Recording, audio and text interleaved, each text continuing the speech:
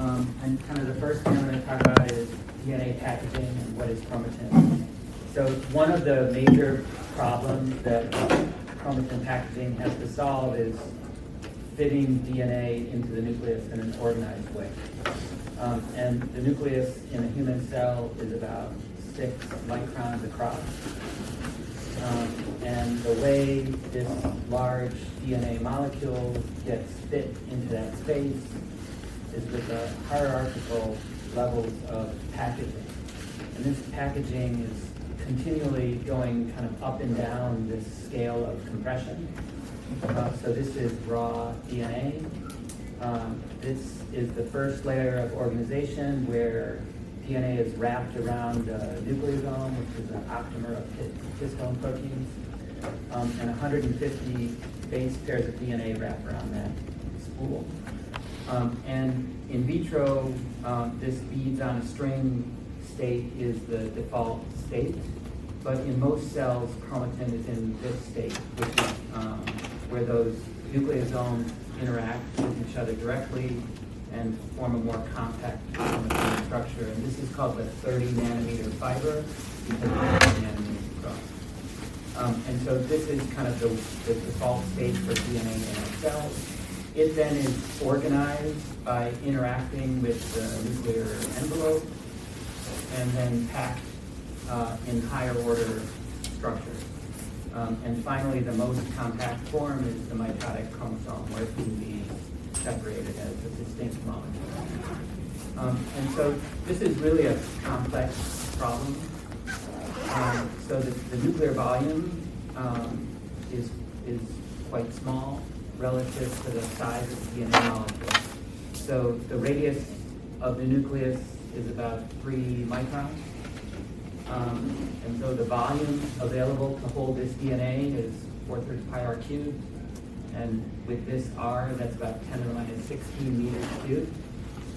And the DNA itself, human DNA, they're about 3.2 gigabases long, each chromosome, and then you have 2 copies.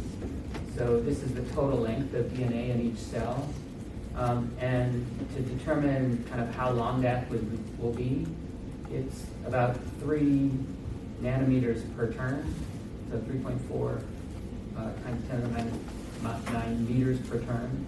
And every turn of the DNA helix uses 10 base pairs. So the total length of DNA in each nucleus is 2 meters. And that itself has a volume that's determined by the kind of cylinder volume of the DNA molecule. The width of double-stranded DNA is about 2 times 10 to the minus 9 meters. So that total volume is 6 times 10 to the minus 18 meters. So the nucleus is 6% full of DNA. So it's not like you have DNA molecules kind of freely floating around with a lot of room to move. It's pretty cramped. And so, for example, the length of just chromosome 1, using this same argument, is about 0.08 meters, or 10,000 times bigger than the diameter of the nucleus. So this packaging is a huge problem. And so this is the way that DNA is packaged around the core histone molecule. The size of this histone has a diameter of about 11 nanometers, and the height of that histone cylinder is about 3 nanometers. And so this is kind of the core unit of DNA packaging. There are 2 molecules each of histone 2A, 2B, 3, and 4. And so these are pretty small proteins to allow kind of 8 proteins to fit within this loop of DNA. So I know you've seen this picture before, and I want to kind of emphasize that this is kind of a weird thing to happen. So the DNA in the nucleus is negatively charged.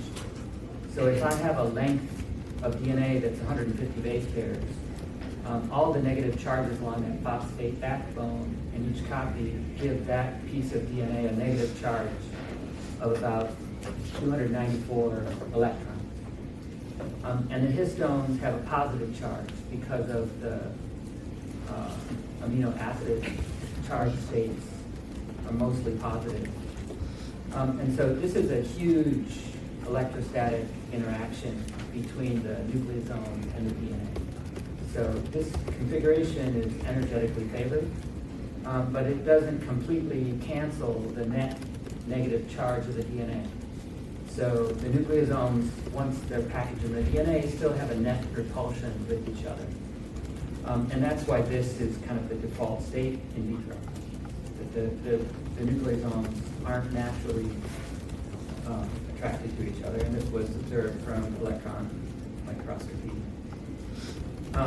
So the next level is how these nucleosomes pack with each other and produce this 30 nanometer chromatin fiber. And this is a further compaction in length of about a factor of 42. And there's another histone protein that's required for that packing. So this histone H1 somehow facilitates the packing of the chromatin into this very, very tight state. So most of DNA in the nucleus is in this state. And at a higher level, there's another 300-fold packing of DNA to get this molecule to fit inside the nucleus. And then it's on the order of the size of the nucleus. Okay, so the histone proteins are pretty small, but they have these long tails. And the core of the histone determines its interaction with the other histone proteins and forms the nucleosome. But the tails get modified and allow it to interact with the DNA in a way that can be modulated.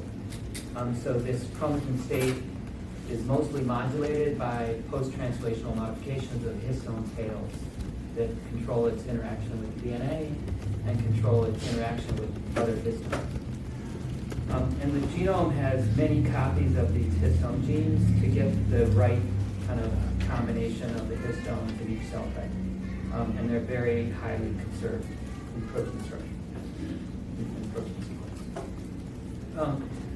But as I said, like if you have a positively charged histone and a negatively charged DNA, and they're attracted to each other, like lint on a sweater, it's not going to be in this nicely packed, organized configuration, right? And so there are assembly factors, chromatin assembly factors and nucleosome assembly factors that facilitate the loading of these nucleosomes into DNA. And I didn't know this last year. I gave this presentation, but these are nuclear assembly factors or chaperone factors, and there aren't a lot of papers on this. Mostly been ignored since about 2008, but we work a lot on nucleosome packing, and it's always seemed weird to me that the nucleosome has this kind of very organized looping with the DNA. And so it kind of makes sense that this packaging occurs at the same time as DNA replication. It's coupled to DNA replication. And if it's ignored, it's like because it's finished, it's not resolved, or yeah, it's old, right? It's biochemistry that's kind of out of favor right now. And so most of the modeling of nucleosome DNA interactions kind of ignore these modeling factors, as far as I know. And this is the DNA structure of this one component of this chromatin assembly factor. It doesn't really look like this cartoon, but it's there. Right? And so, because these were new to me, and that was mostly done in yeast. If you kind of see a cartoon like this and want to know, like, okay, that looks really cute. How important is this process in humans? So there are two great resources where you can assess the importance of any individual gene. And one of those is called GNOMAD. So this is the Genome Aggregation Database. They took sequencing data from millions of humans and kind of count the mutations that they've ever observed in a protein sequence, and compared the number of observed mutations they've seen to what you'd expect based on the size of the gene. And so these are two components of that chromatin assembly factor. This is what you'd expect for mutations from the number of people they've sequenced, and they've only seen 4 or 5. And so there's a score that they call PLI, which is what is the probability that this gene is loss of function intolerant based on the under observation of mutations in the coding sequence. And 1 is as high as it goes. So those 2 factors are very important. So I kind of leave the cartoon. And the other protein I'm going to talk about a lot is CTCF, and that's also loss of function intolerant. The other way you can kind of directly measure the tolerance to loss of a gene is with gene knockouts in mice. And for the histones, knocking out 1 copy if you've got 16 usually isn't lethal. But for these 3 factors, homozygous mice with a knockout are embryonically lethal. So they all die. So that is important. Okay, so the main way that these histone tails regulate chromatin structure is through post-translational modifications, and the main ones are acetylation of lysine on the histone tail. There are many lysines. One of the famous ones is H3K27. Another famous one is H4. Which lysine? I think so, yeah. H3K4. H3K4. Yeah, the 4th methyl. So way out at the end of this tail. So this one's really famous. 27, I guess, is somewhere in here. It's famous. Take this one. Famous because we have them. And we know that. I mean, we have decent antibodies for a lot of these, and those are the set of marks is quite large. The set of marks that have a clear biological function now that we've understood is smaller. Okay, so what acetylation and methylation of these lysines does is it changes the amino group to something else. The amino group is positively charged, and both the acetylation and the methylation reduce that charge. And so that both reduces the nucleosomal affinity to DNA, but it also reduces the net charge on the DNA-bound histone octamer. And so it also affects the compaction of neighboring nucleosomes into this 30 nanometer fiber. Okay, so from images of DNA staining, the original kind of characterization of chromatin was in 2 states that were called closed heterochromatin and open euchromatin. And that was pretty low resolution observations, and it's kind of oversimplified. But part of that is very real. And so the chromatin state is super important, and the regulation of the accessibility of the chromatin. So accessibility is going from this open configuration. It's still bound by nucleosomes, but where these linker DNA sequences are accessible to outside factors, and the closed 30 nanometer fiber, where linker regions are not accessible. That is the key phase of regulation for gene regulation of chromatin state. So that regulation of that switch allows access of transcription factors and allows the proper cell-specific expression of genes. And that regulation is to large degrees specified by the DNA sequence. So there are sequence signals within that DNA that allows that chromatin state to be regulated. And I'm going to show you evidence for that, and it's a little bit of a controversial statement. So maybe 10 years ago, people said that the regulation of chromatin state was happening at a higher level. And it's very true that there are chromatin modification enzymes, such as histone acetyltransferases, histone methyltransferases, deacetylases, and demethylases that control that compaction and the nucleosome-nucleosome interaction. But that happens everywhere. And so in order to open up a specific region, it has to be regulated by the DNA sequence under that region. And I'll show you evidence of that in a second. So this is kind of the old way of observing compact chromatin, and the new way that I'll talk about a little bit more that I'm sure you've heard of is DNase, which I usually call DHS, and attack. And there are other assays that I'll talk about, like Hi-C and ChIA-PET and ChIP-C. So the interactions of distal regulatory elements like enhancers and what specifies their promoter targets, which enhancers turn on which gene, is specified by the state of the chromatin. So the marks control the accessibility, and the accessibility controls which regions can interact. Okay? All right, so from now on, I'm going to talk about the functional consequences of chromatin state and its regulation. And so I first want to talk about enhancers. And so this is kind of our standard picture of the cell-specific expression of a gene. This is a DNA sequence that's an enhancer that's shown in the kind of green bar here. And it is bound by sequence-specific DNA interacting proteins or transcription factors. They each have a kind of specific binding site. And when this enhancer is off, the chromatin around this enhancer is closed. And when that's accessible, the TFs can go in and bind.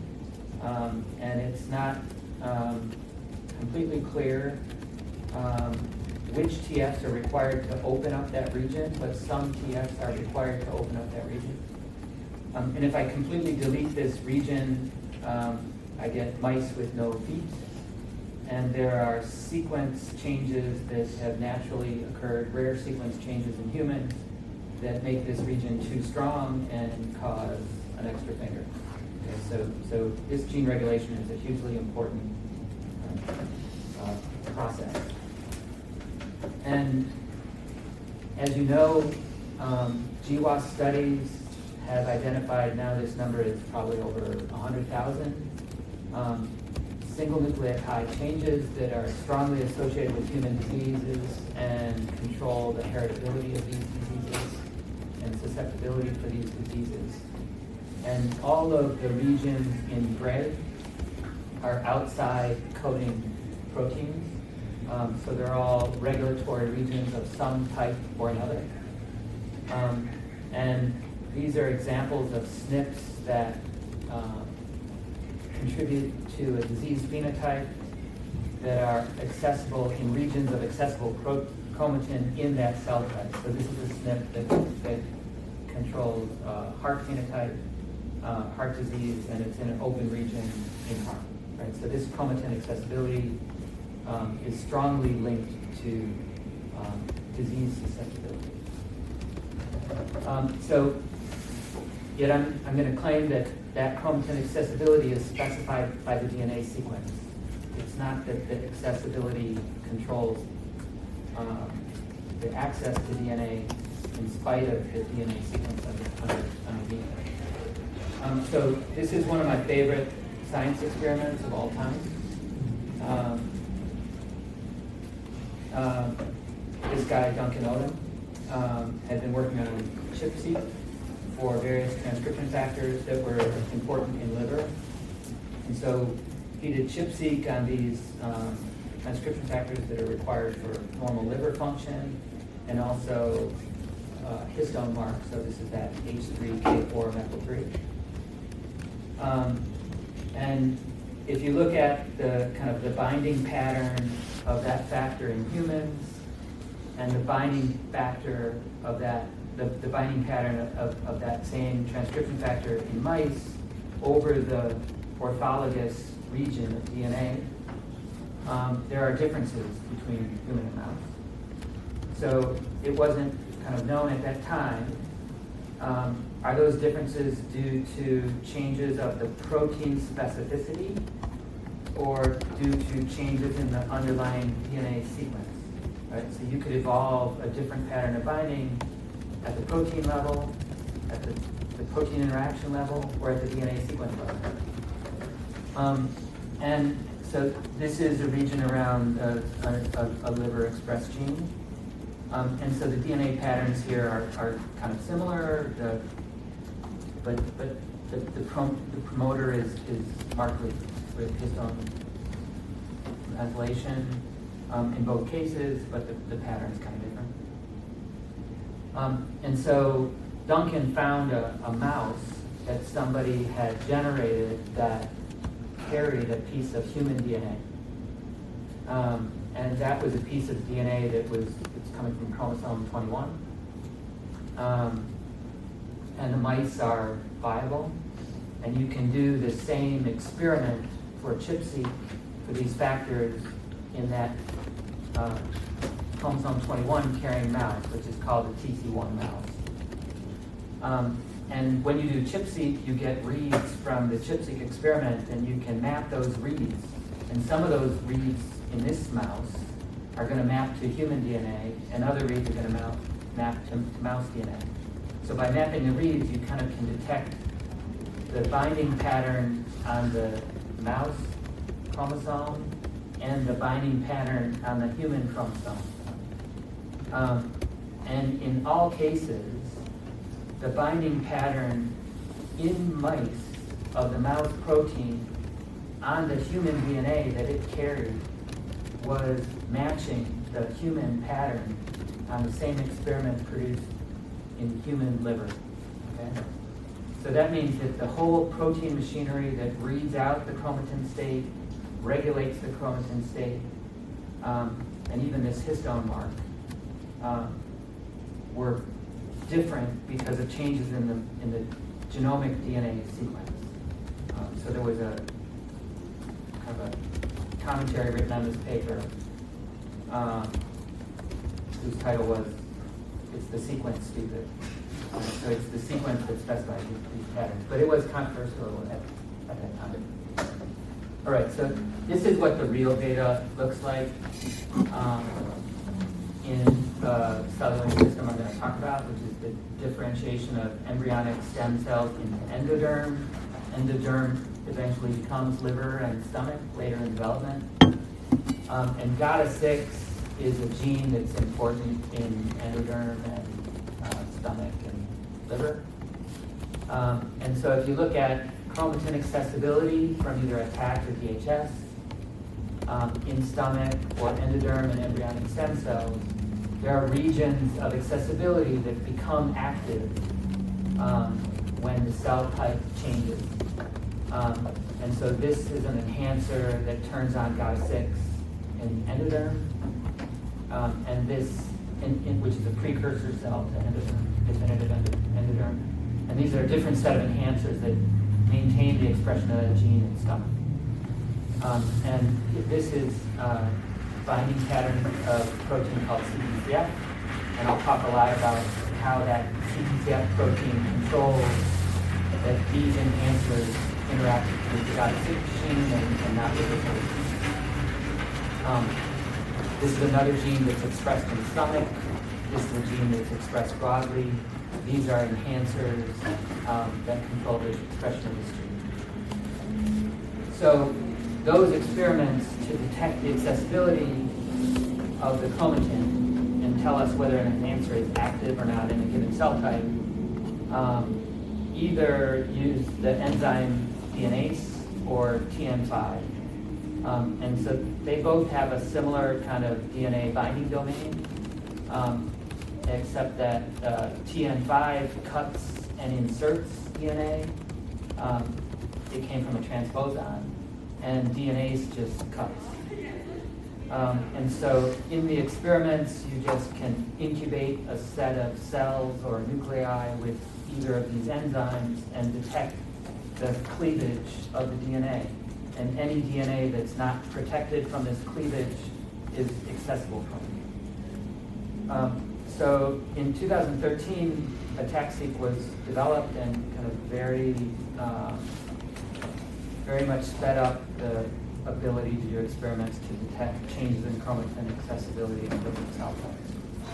So this is a figure from that paper that speeds up the kind of the ability to detect chromatin accessibility by about a factor of 10. So has anyone done athg? It's kind of easy and kind of hard. Kind of easy and kind of hard. I've never done it, Mostly so. because whether the transposase is specific or not depends on the concentration. And because if you incubate too long or too much, it eventually transposes everything.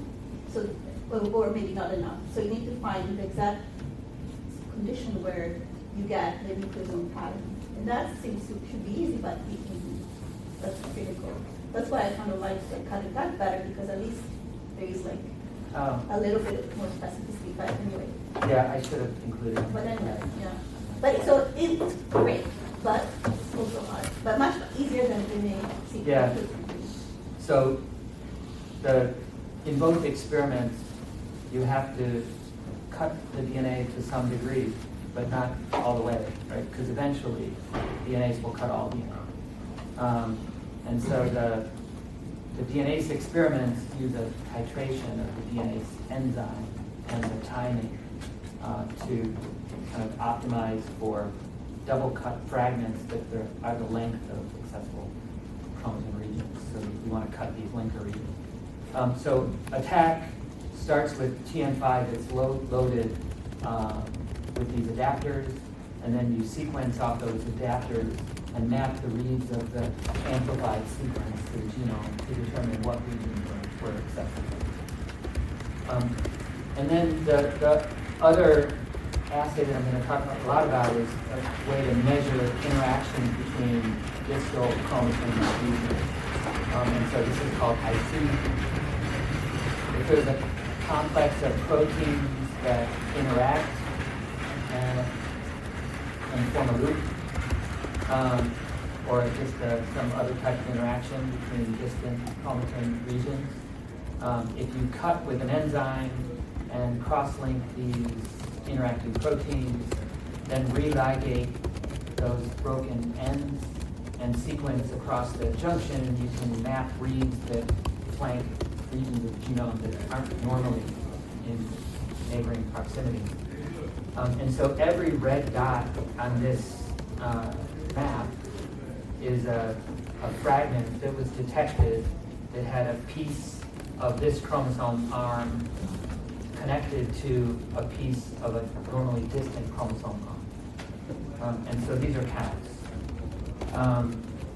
And in the actual experiments, they use a mix of different enzymes. And the early experiments, so this was developed in 2009, were at kind of low resolution because counts had to be binned to detect enough kind of chimeric reads to detect an interaction.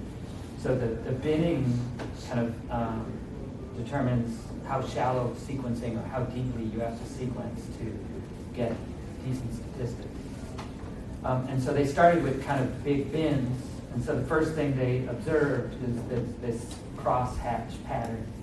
And that interaction is between large sections of chromosomes. And so they kind of noticed that there's a pattern of interactions between interacting compartments of chromosomes. And so when this first came out, this was the big news about this measurement, because they found distal arms of chromatin on chromosomes interacting with each other. And you can kind of see here that they found that these two components they labeled A and B, so there's kind of like a checkerboard pattern. So this red doesn't interact with this region, but does interact with this region.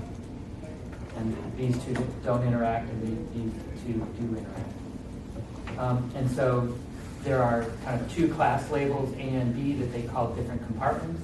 This is mostly true.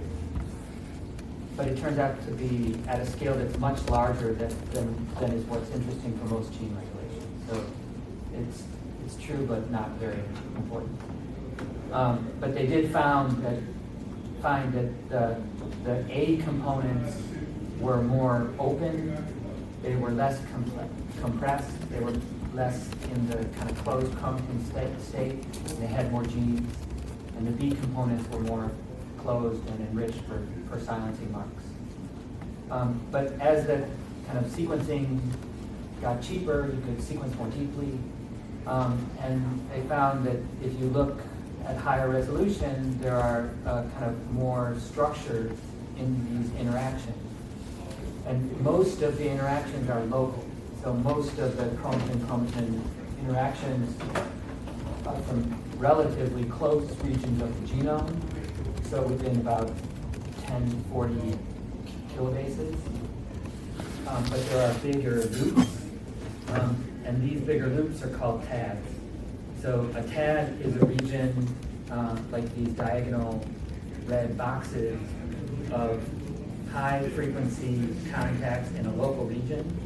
It's called a topologically associated domain. And so there's an attempt to make a distinction between kind of loops that are the kind of the black corners that are interacting, and within a big loop you can have local interaction structure. So maybe this little loop interacts more tightly than it does with itself than it does with this other loop. But overall, there are tags within the A compartment that are all able to interact, and tags within the B compartment that are able to interact, but low frequency interactions across them. And so these measurements have shown that there is an organization at multiple stages of chromatin. So the first layer is nucleosome, the second layer is tags, the third layer is compartments. It's been found since that the B compartments associate with the nuclear envelope, and that there are also kind of very large-scale territories of chromosomes that interact because they have to be packed in the nucleus. And so now I'm going to talk about kind of the determinants of this more local structure of a TAD. And a TAD is about 300 kilobases long on average. So the observation that the B compartment is associated with the nuclear envelope was determined from GAMID. It's a method to kind of cut DNA that's tethered to some protein. If you focus that protein, if you focus that cutting to lamin, you can detect regions of DNA that are in contact with the lamin. And so they were able to show that there's an enrichment for kind of low gene expression in the B compartment and high gene expression in the A compartment. But these associations are weak. They're not really predictive. There are plenty of highly expressed genes in the B compartment, and there are plenty of off regions in the A compartment. It's just kind of a larger scale genome organization. And so these are the main factors that we know now control genome organization at the TAD scale. And this is the most important scale for controlling which enhancers can interact with which genes. And so this is a cartoon, but it's based on real data that I'll show you in a second. There is one protein called CTCF that binds in a DNA sequence specific manner. It's a zinc finger protein that has 11 zinc fingers, so it's a very big DNA binding domain. And it interacts with a set of proteins that are called cohesin. Cohesin is a subunit of 3 proteins SMC3, SMC1, and RAD21. And cohesin forms a ring.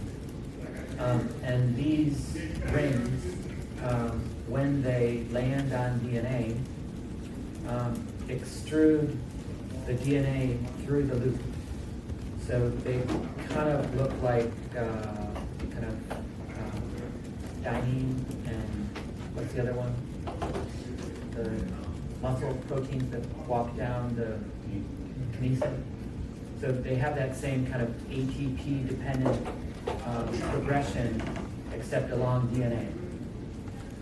And so these cohesin proteins, when you do ChIP-seq on them, you do ChIP-seq on CTCF, you find peaks of binding at the corners of a tag. And so that was kind of the first indication that those proteins are involved in the formation of the loops that control TAD structure. So within a TAD, you have high interaction frequency as measured by high C. Across TADs, you can have mild frequencies of interactions. And across larger TAD distances or outside of TAD interactions are much lower frequency. So the kind of consensus picture is that cohesin slides down the DNA. Actually, it's pushing the DNA through the loop as far as we can tell, until it hits CTCF. So this specific interaction between CTCF and cohesin is now known. Like there's one big finger of CTCF that directly interacts with components of cohesin. I forgot which component. And so this process continues until cohesin hits that block. And so prior to this observation, prior to high C, it was known that CTCF could act as an insulator.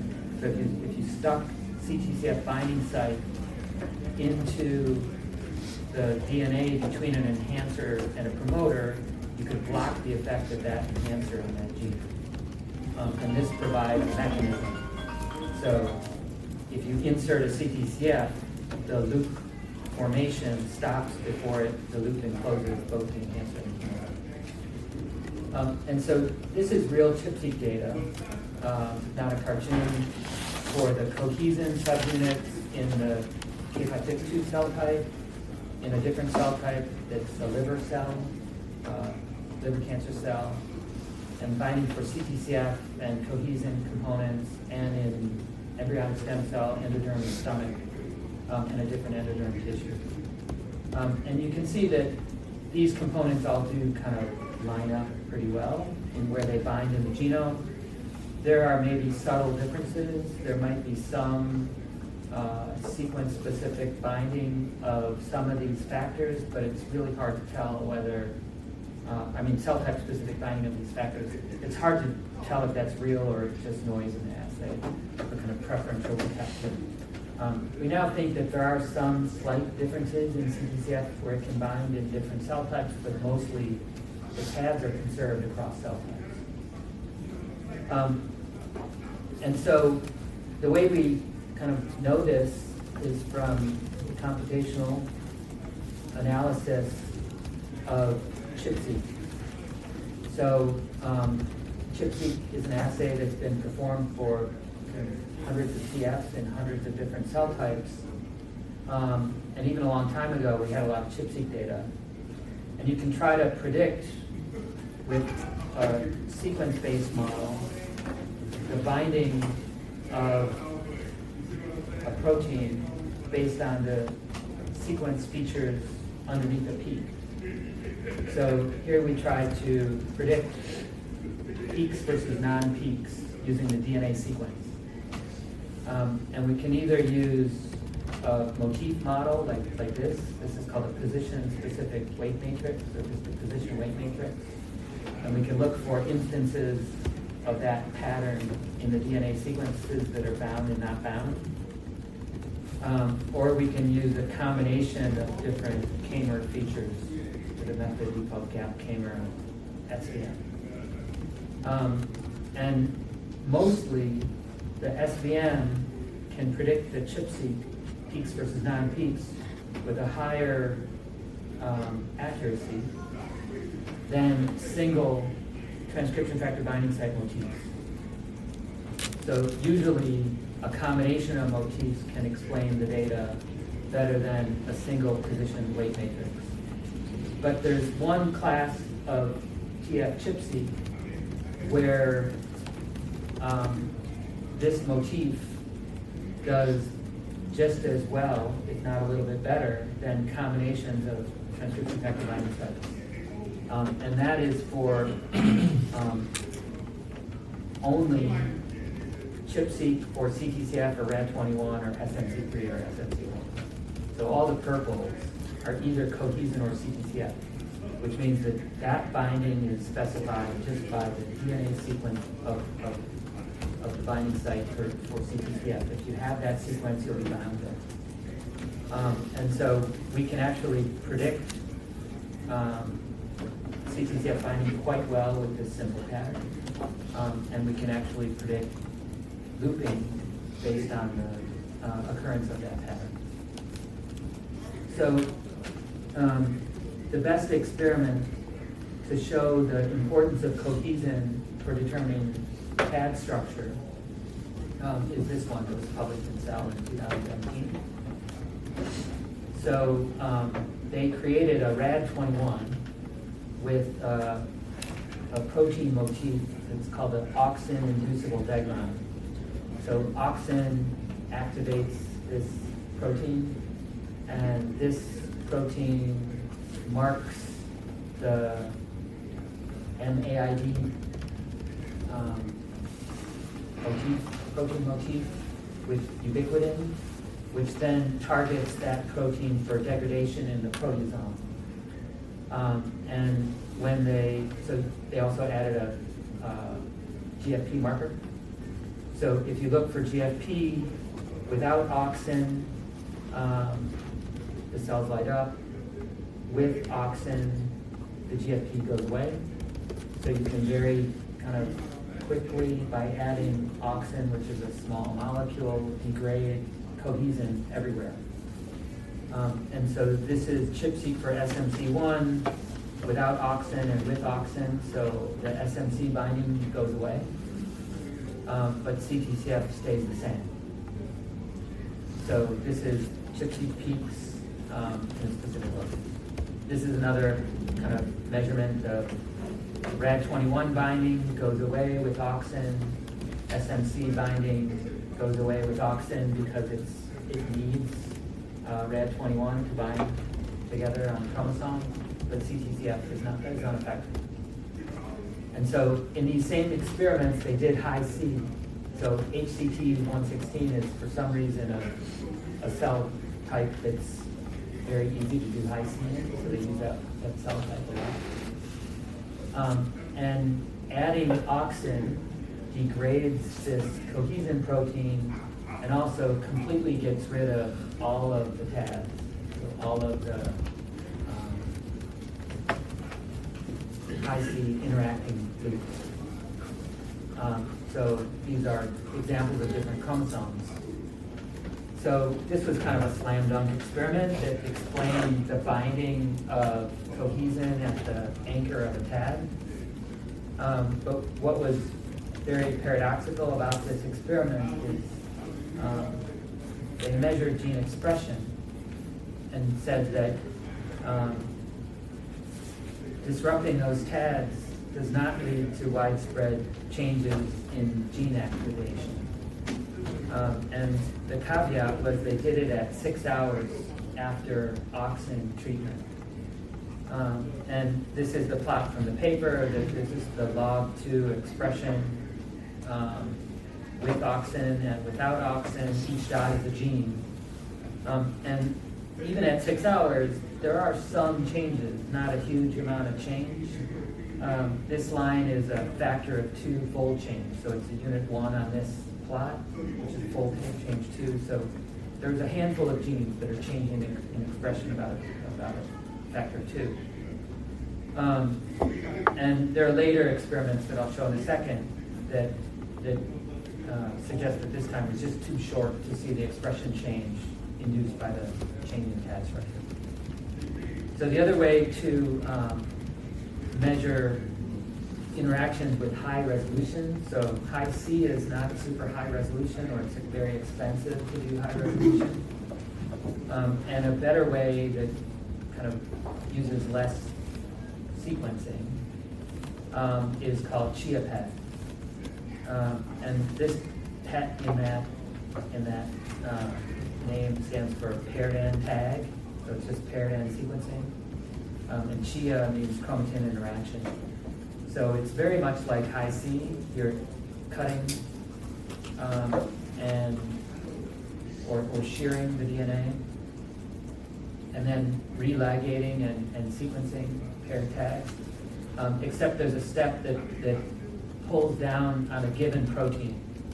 So that's an antibody is used to kind of pull down interactions that are mediated by a specific protein. And so it's usually done for CTCF or PAL2 or cohesion subunits. And so this is an example of kind of interacting regions of the genome with deeper sequencing as kind of sequencing technology improved, and shows that there are strongly interacting positions in the genome. And those interacting positions in the genome where you find Chia PET tag pairs map to the corners of TADs. So Chia PET measures just this interaction between this region of the genome and this region of the genome. But high C looks at all of those interactions because it's not looking at where CTCF bound, but where anything interacts. So the spatial resolution of the corners of the TADs detectable by Chia PET is much higher, but it's consistent with high C. So the way these TADs form is called loop extrusion, and this is kind of the main paper that proposed that.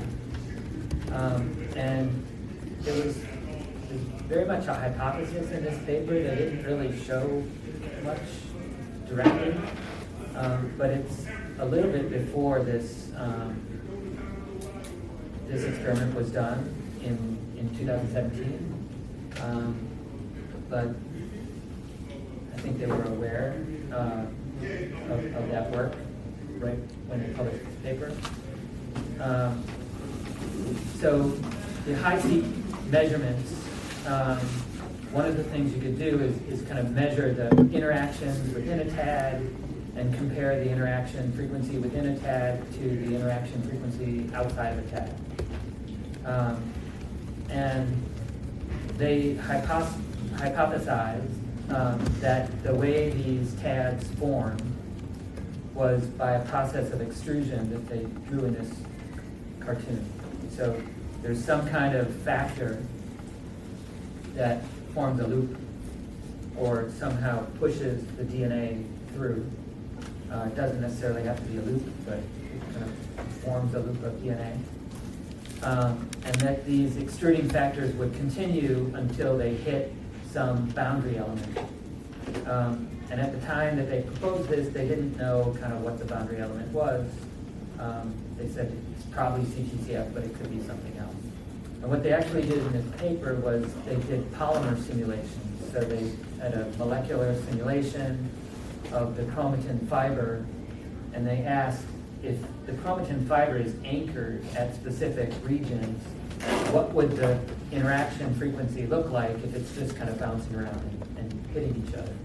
And so what they actually kind of showed in this paper is that the simulations are shown in lines where the contact frequency or the contact probability within a TAD or within an interacting zone was higher than across interacting zones.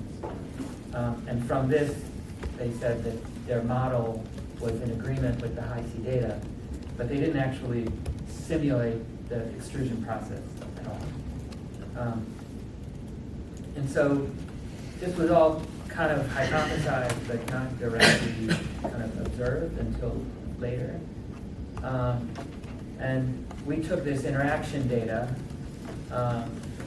and asked, how much of this interaction data can we predict only using CTCF? And the interesting thing about the TADs, and the TADs and the CTCF loops are identical, as I showed by comparing high-C and GeoPet interaction data.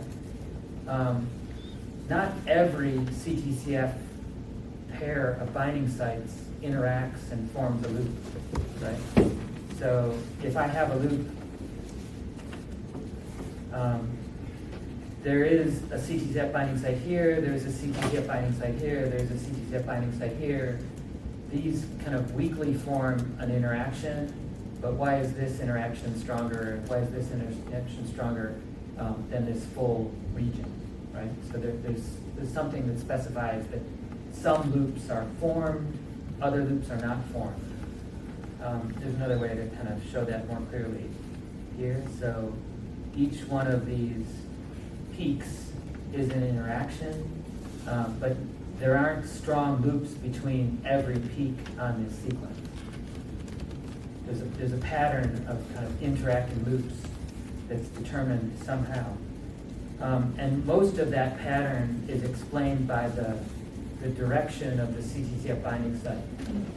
So most of the loops have CTCF binding sites that point in a direction that's called convergent. But some form that are tandem, and very rarely do any loops form that are divergent. So there's a sense to the binding site of the CTCF protein on the DNA. And so one of my students asked, can I predict which one of these are going to form a loop and which aren't? We measure that with the kind of the prediction accuracy.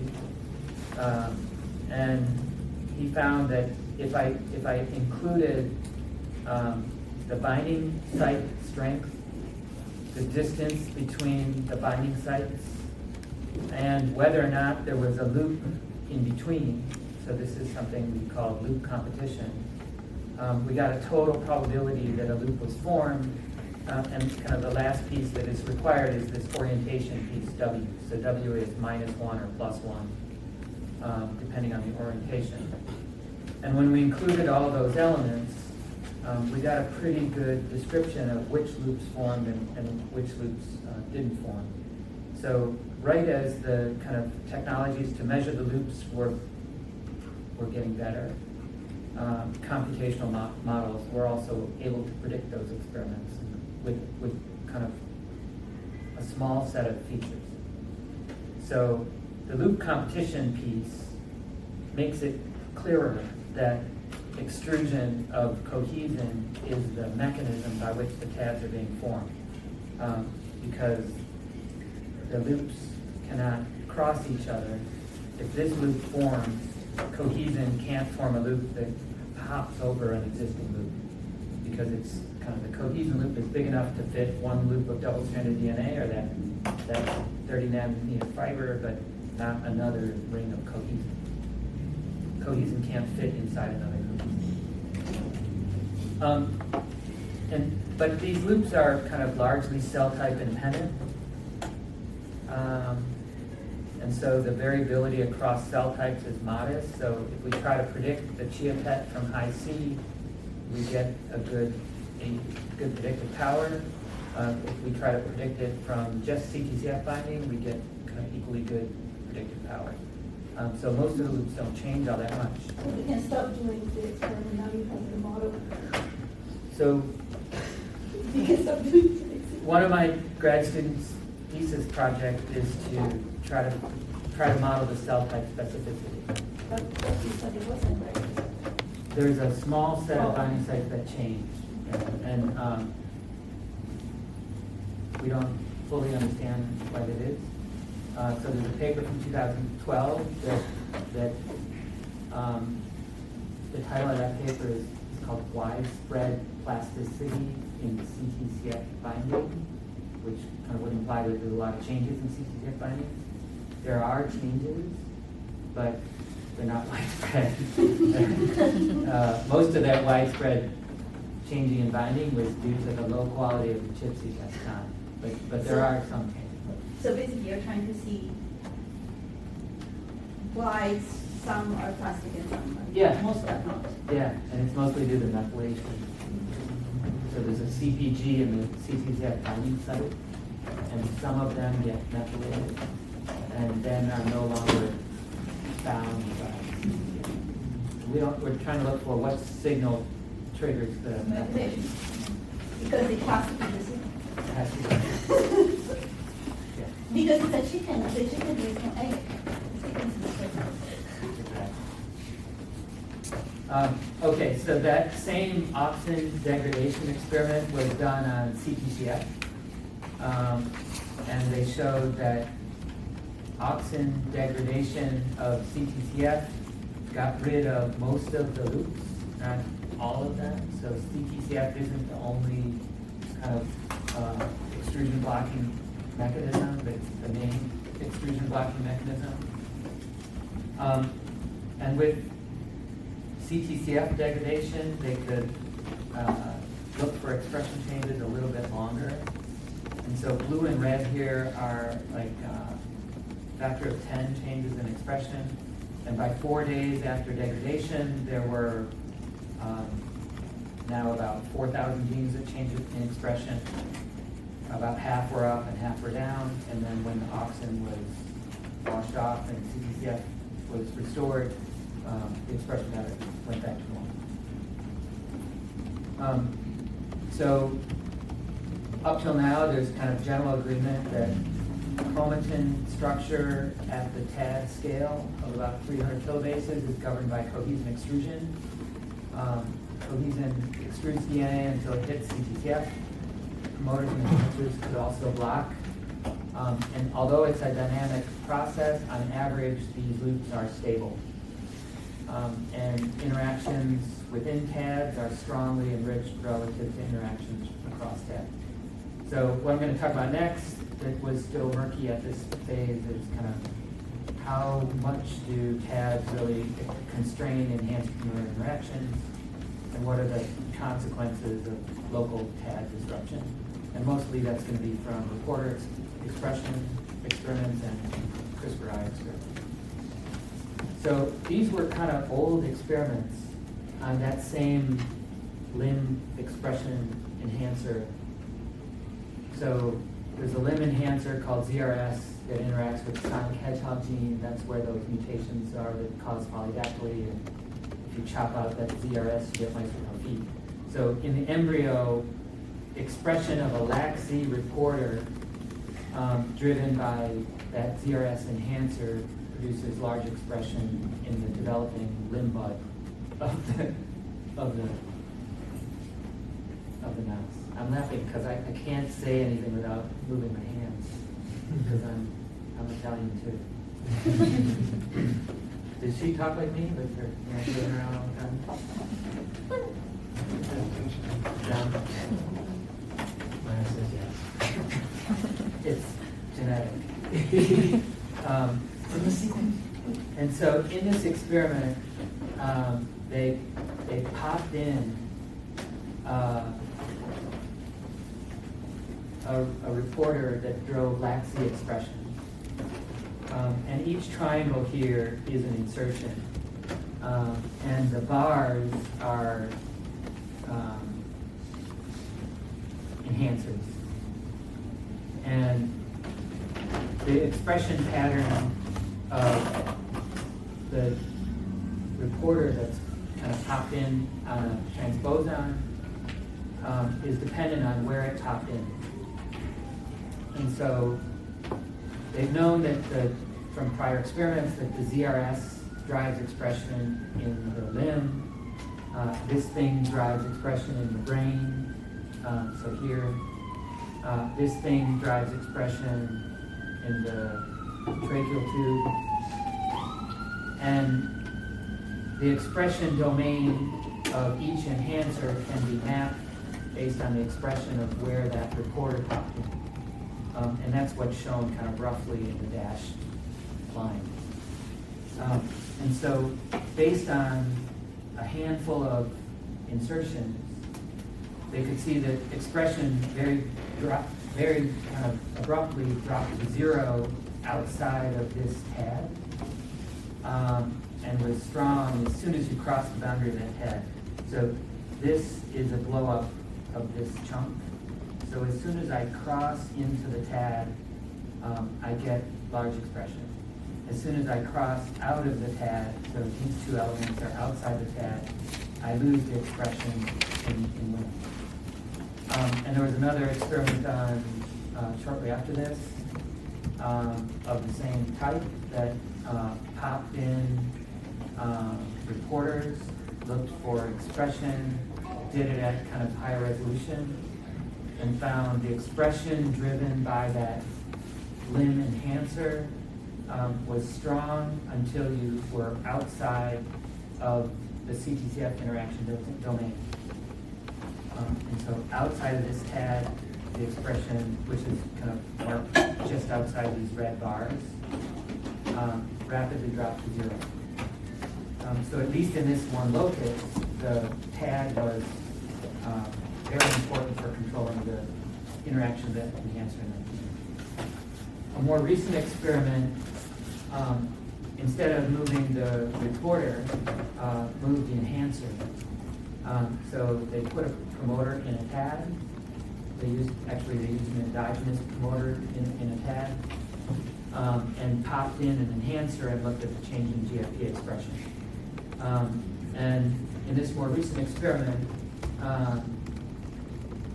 they changed the tad to get rid of some CTCFs within the tad that exist in the kind of the native locus. So they got rid of this tad, this CTCF site and this CTCF to make it have less complexity, give them kind of a bigger zone to insert the enhancer.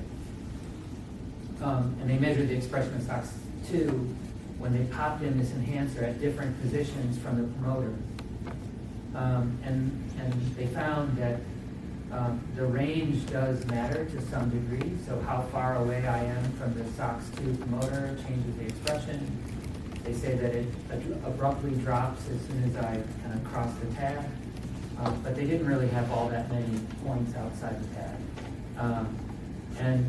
So this kind of updates our understanding of enhancers as being completely independent of distance. So it appears that they're not completely independent of distance, but it does depend kind of where the promoter and where the enhancer are located within the pad.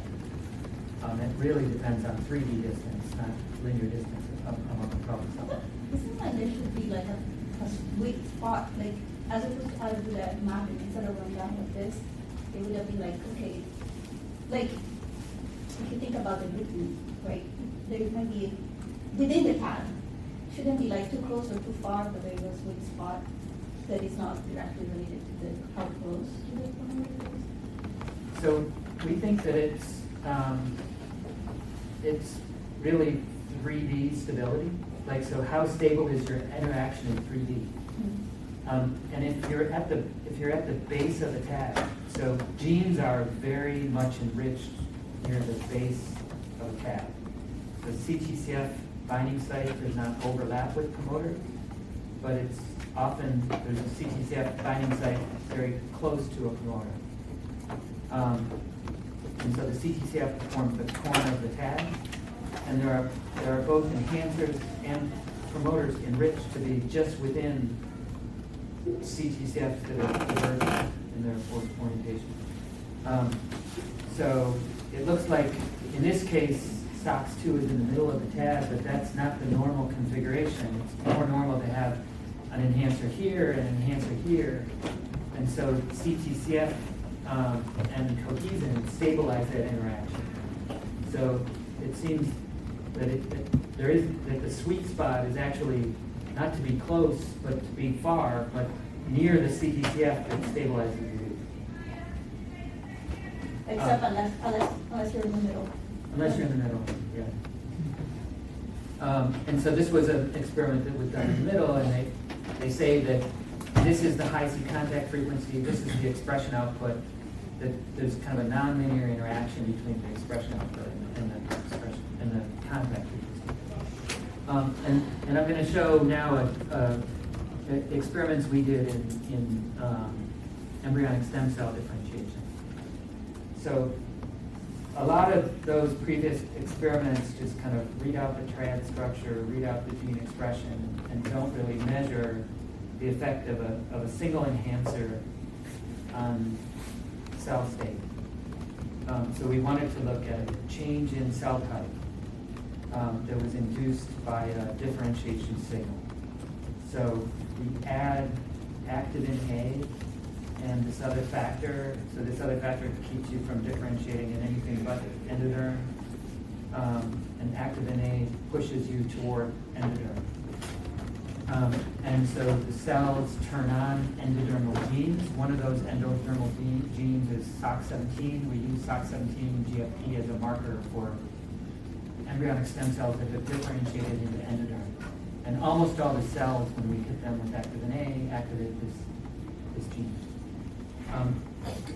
But SOX17 isn't the only one, so we did a screen.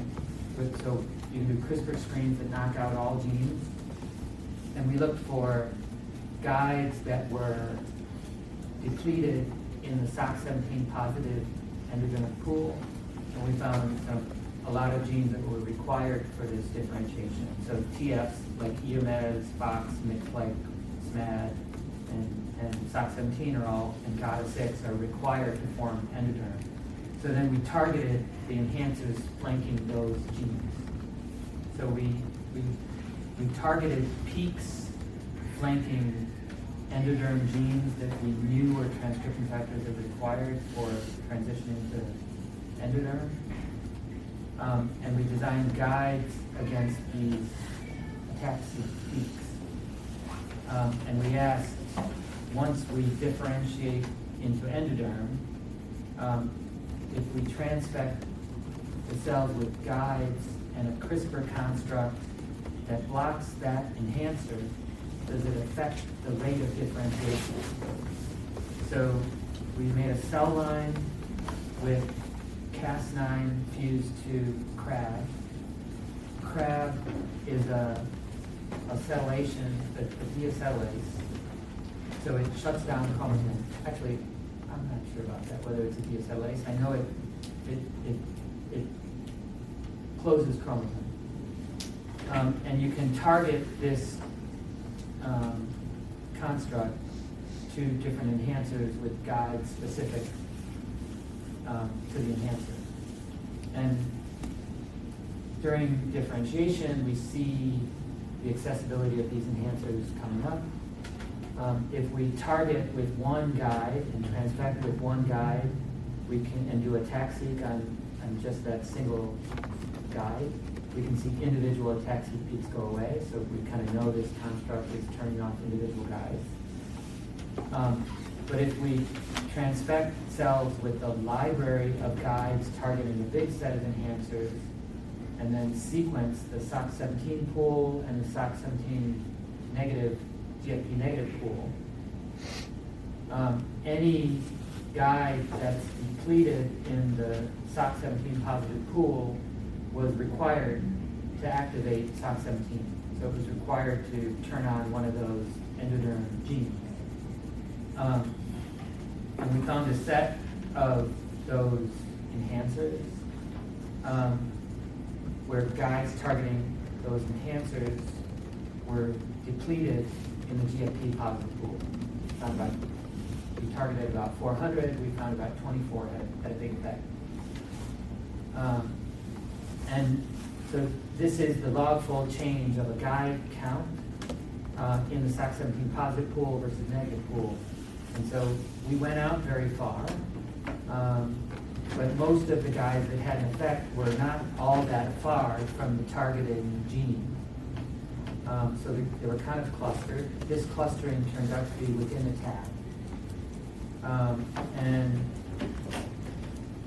this is an example of the genes in our screen that had a big effect. So they were depleted in the SOX17 positive pool. all the grays are guys that were not depleted in the SOC17 positive pool. And so right away we noticed that the guys that had an effect were within a pad enclosing the SOC17 promoter and that enhancer. And the same was true for the other genes. So the guys that targeted enhancers that were attack peaks flanking GATA6, because GATA6 is required for these enhancers to act, guys targeting GATA6 were also depleted in the SOC17 positive pool. And then all these guys were kind of within the CPCF loops, either as measured by GFF or as measured by a computational model just using CP dependency. So we generated a score that was called what we call P-loop, which is what's the probability that both the enhancer and the promoter are within one CPCF loop. And that CPCF loop could explain different measures of promoter-enhancer interactions from different publications with higher predictive power. So if you just used high C in dash, or if you used this P-in loop, we got a better prediction of the measured interactions using existence within a tag than actual contact frequency. And so that's what's shown in this plot. So in purple, if I move away from the SOC17 promoter, the frequency of contact with that promoter drops off pretty rapidly.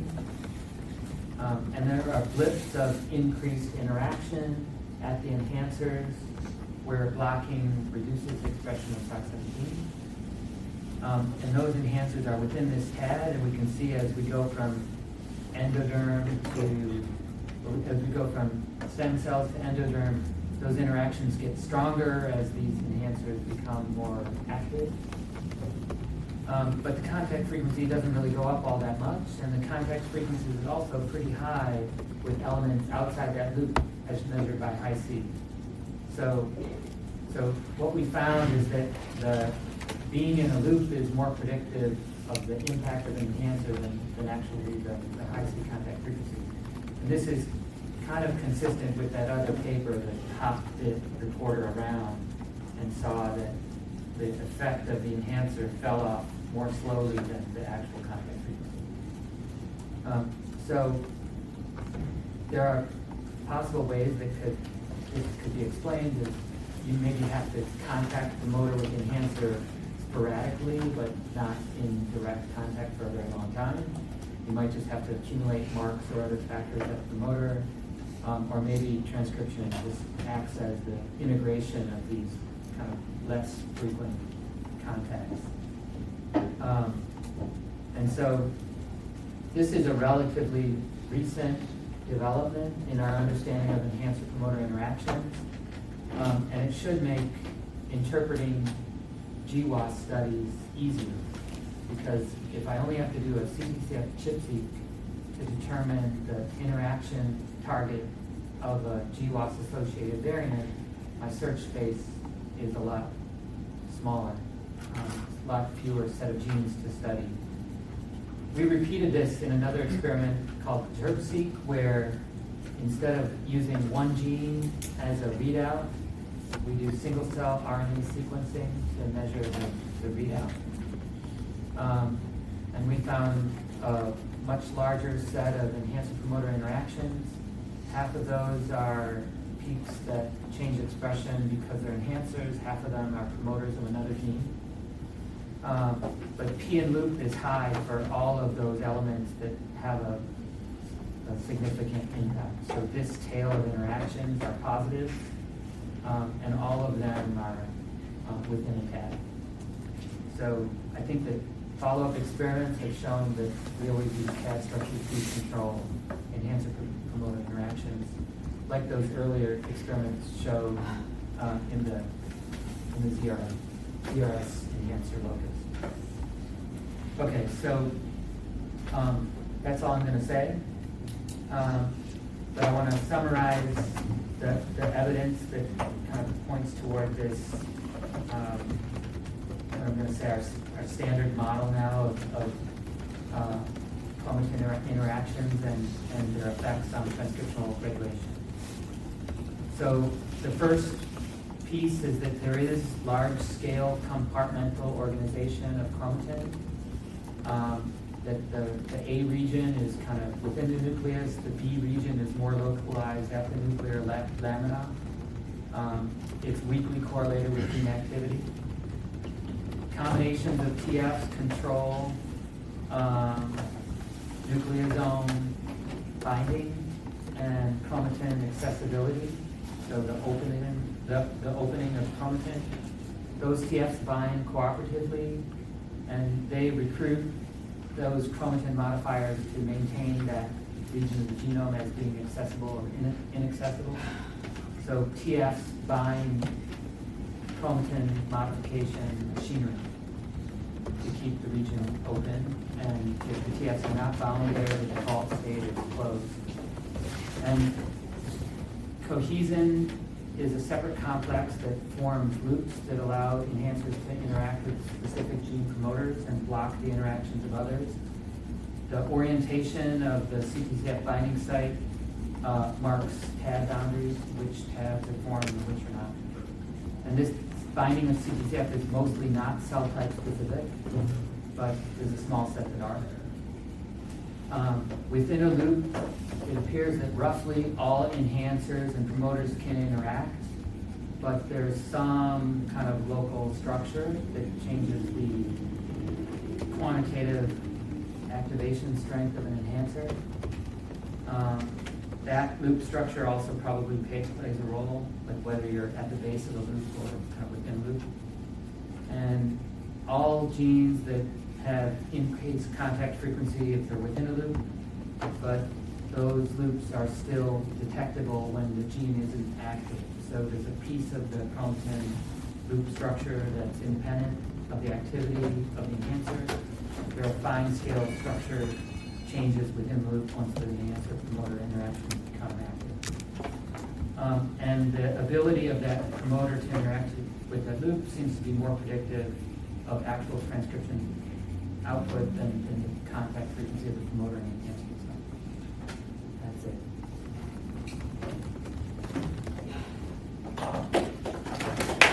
What's wrong? I'll tell you when it's there. Wrong. What? I'll tell you. Okay. When the kids are. What? That's a lot more. Mike, can you write me a nice fun Yes. question Yes. for this time? Yes, I've said yes about 50 times. But last time I didn't have you enough. But this time, Yeah. it's so exciting stuff. Okay. I'm going to send the papers and my slides, and then so I think you're signing about the fact that we now live in a dictatorship.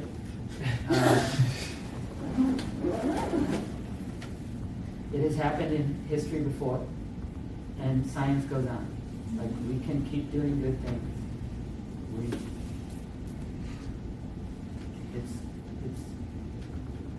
They do not control our ability to learn more about the way nature works. I don't know if you saw, one of my graduates showed it to me. There is a post by a scientist on this forum that I've been involved with called Lab Rats. And it's a scientist from Brazil who wrote, I survived 4 years of Bolsonaro, published that paper, do that study, that's the best revenge. So you can do it, you'll find it because everybody's saying it. But I thought it was good. It's more like the way you don't, the best revenge is to do that experiment, publish that paper. Keep working. Any other questions? Yeah.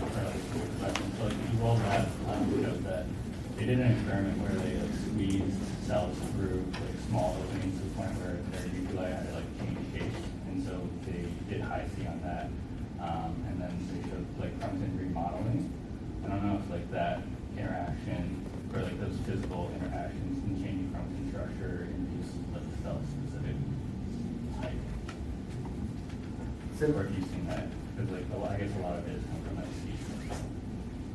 Yeah, so the whole, let me see where I want to talk about this. I think I'll go back way back. So there's a conflict between transcription and the formation of these loops and the compaction of chromatin into this fiber. There's a conflict between expression and fiber compaction, and the formation of the tags. And and this is very true in bacteria that have a smaller genome, where it's been studied more. But so when you transcribe within a tag, so let's say you've got a loop and you're trying to transcribe a gene, as you push Pol 2 within that tag, you supercoil, and you're kind of unraveling and pushing.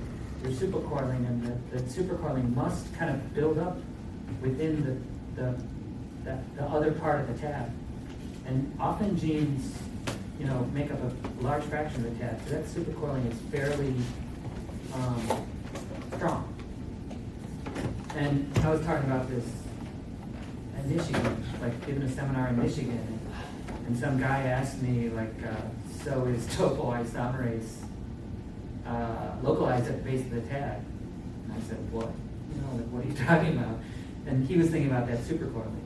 And it turns out, if you do ChIP-seq for topoisomerase 1, it's highly localized at the base of the tag. So topoisomerase is sitting there ready to undo the torsion, right? And so if you're pressing on the nucleus and you stress this fiber in some way, you're probably going to have an effect on gene expression. Probably stuff is going to pop off. And the stuff that's going to pop off is the stuff that in that cell type is kind of most poised to be expressed, or most poised to be shut down. So it's not surprising to me that some global stress on chromatin has local gene expression changes.